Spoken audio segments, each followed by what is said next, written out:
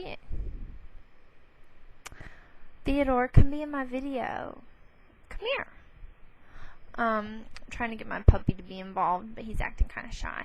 I decided to do this video sitting in the floor of my kitchen. Like I said, I wanted to give you different views of the house.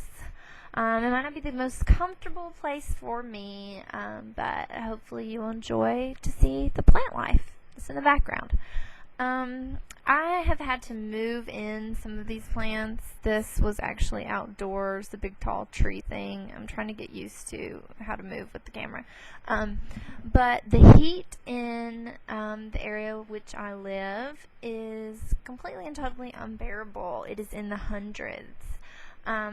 So I've been suffering. Sorry, I'm trying to get adjusted here. Oh, okay. Yeah, so the heat has been incredible and terrible. I don't tolerate it very well, actually. It drains me. I wanted to have another video post just because I'm bored. My husband is playing Army. We actually said that we were going to not use the internet at all this weekend and completely ignore our addictions. But he gave me the webcam, and I was like, please, because, I needed to play with my new toy. So our whole plan didn't work. We're going to play a lot of board games, and we did some of that, and we watched 3 movies yesterday. I got to pick them all out. He picks out movies that are very gut-wrenching. Like, I actually get stomach cramps when I watch some movies that he makes me watch. I get stomach cramps, and I feel like sick, and I have to hide my face in the pillow. I'm what they call hypersensitive. Which basically means that things affect you a lot, and I'm that way with movies. I can't watch horror at all. I don't know what the deal is with the white screen. Like I said, please let me know what that's about. So he wanted to watch 23 tonight. I don't want to watch that movie right now. He already put me through Premonition, which I thought was horrid. What else did he make me watch this weekend? We watched Premonition, and we also watched Zodiac, which is about a serial killer. These are the kind of movies he chooses for us. He likes those movies that are mind, F-U-C-K's. I'm trying to limit my swearing on here, because I'm trying to be a good girl.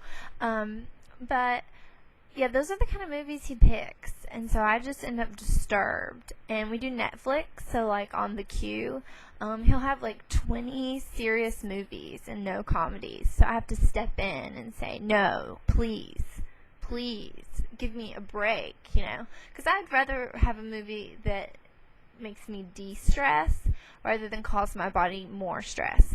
So I got to pick the 3 movies. My movie taste probably isn't typical. It is more or less, I like weird movies too. Like, I like The Royal Tenenbaums. I like Running with Scissors. I like, what's that movie? Something, The Sunshine. Okay, like I said, I'm bad with names. But yeah, so I picked Little Miss Sunshine, Big Nothing, and Fur. Fur was really, really weird. I liked it. It was by the creator of The Secretary, which I really enjoyed that movie. The pow, yeah. So I enjoyed the movie. So I like movies that are a little odd, but just kind of make you go, but don't make you think, oh, I'm gonna die in my sleep. The serial killer's going to come get me. That's how the movies my husband makes me watch make me feel. And then, like, in the middle of the movie, he'll be like, he'll make me jump or grab me or go, and it just it just makes it worse for me. I did like Emily Rose. I didn't really find that scary for some reason. Spiritual warfare doesn't scare me as much as something that is a little more like a person killing another person. That scares me a little more than a demon. But let me see. So we watched all 3 of those movies yesterday. We watched Little Miss Sunshine, which I thought was absolutely adorable. We watched Big Nothing, which was, it was okay. And Fur, I liked, but I wouldn't tell many people that I liked it. Because it was just so strange. But I absolutely love Nicole Kidman. Like, I have my actresses that I think are just, like, beautiful, like, the ones that I admire, and I just think of wonderful actresses. Like, they're more like, almost like I think of them as, like, statuesque, or, someone that I admire. And then there are the actresses that I just think are hot. Like, Angelina Jolie, Charlize Theron, Catherine Zeta-Jones. Those are just the hot actresses that I'm like, those are the actresses that they'd be on my top female list. Then Nicole Kidman and Penelope Cruz. Those are actresses that I admire, but that I would not think of in a provocative way. Let me see. I really like the movie A Knight's Tale. I really like Adam Sandler comedies. That's basically my movie taste. And let's talk about shows that I watch. I guess you can tell that I'm an entertainment guru. Before I started dating my husband, I read a lot of books. And I didn't really have cable, and I didn't really watch a lot of TV. And then he had TiVo and 600 plus movie collection, and he changed me into the monster that I am today. And I like to watch The Office. I have seen every Dharma and Greg, and I've seen every Roseanne.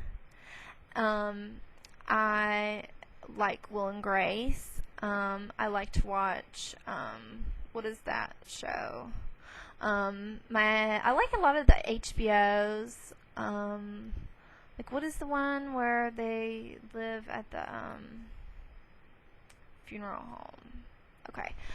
That one, I can't think of the name. Big Love, Rome.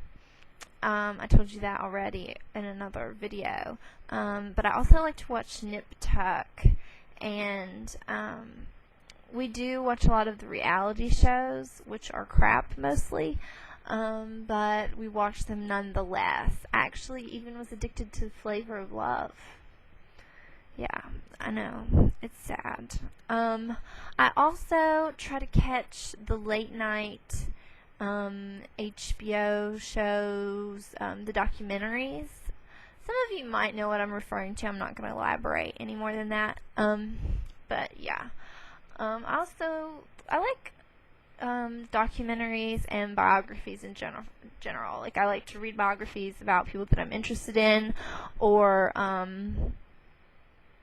read biographies just about people that I'm not familiar with. I like to read memoirs. I like to read a lot of nonfiction. If I do read fiction, it has to be really good fiction. Like, the woman who wrote A Girl with a Pearl Earring. Can't think of her name right now because I can never think of anyone's name. And I like to read Tracy Chevalier. I think that's how you spell it. She wrote The Virgin Blue. Then Anita Shreve is okay. Most of the writers that I like are female. I do not know why. Maybe I just prefer their point of view. But I do not know how long I've been talking, and I don't want to not get to post this because it's too long. So I'm going to stop.